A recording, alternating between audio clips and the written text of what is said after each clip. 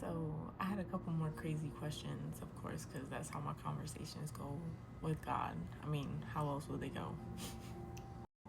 So I was reading the New Testament, and I asked God, I was like, how come it seems like sometimes the men that wrote the New Testament seem to contradict the things that Jesus actually said and did? Or it feels like that sometimes.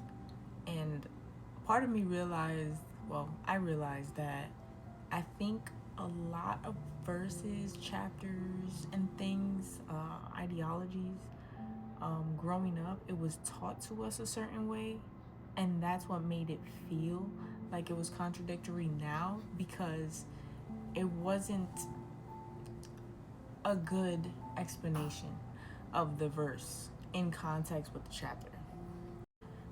So, anyways, I still ask God, why does it feel like there's so many contradictions when it comes to what man has wrote and said?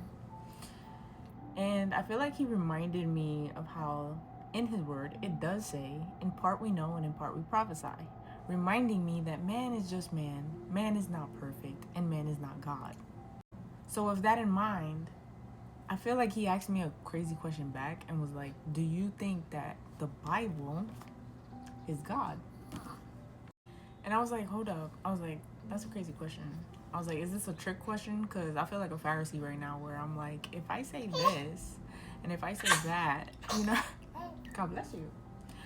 So I was like, are you going to take this one and answer your own question? Because I'm not going to go there, because I would never disrespect you like that. So I feel like he just guided me to go back to his word again and was like, what does my word say? What does the word say about the word, right? And it took me to John chapter 1, verse 1, which basically says, in the beginning was the word was with God, and the word was God. He was in the beginning with God. Verse 14 says that, what did verse 14 say? So that's what it says. So verse 14 says that the word became flesh, and the flesh he dwelt among us. And we beheld his glory, full of grace and truth. And verse 17 says, for the law was given by Moses, but grace and truth came by Jesus Christ. So Jesus is the word, right? Jesus is God's word, living, and he was the truth. We look at Jesus as the bread of life, as our daily bread, and that's how we also look at this word, right? The word that we read. He said, well, what happened when Jesus was in the desert? I was like, what you mean what happened when Jesus was in the desert? He got tempted by Satan, and yeah. And he's like, well, what was one of the things he said? And one of the things he said was, man does not live by bread alone, but by every word that proceeds out of the mouth of God. And I was like, hold up. I was like, bread of life. Man does not live by bread alone. Jesus is the bread. I was like, huh? So then I started digging a little bit deeper, and I realized that he quoted that from Deuteronomy chapter 8, verse 3. Deuteronomy chapter 8, verse 3 was God speaking to Moses and the people, reminding them of how he took them and how he dealt with them in and through the wilderness.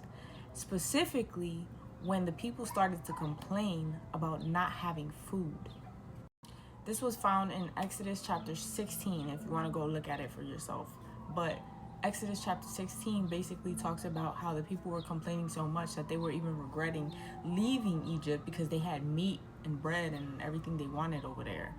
But now that they were in the desert, they had nothing. So God told Moses, all right, we're going to do this. We're going to test them. So he said, I'm going to make it rain bread from heaven every single day, and give them instructions on how to handle that bread. And we're going to see if they listen to those instructions or not. So guess what? They did not listen to the instructions that they were given with the daily bread from heaven.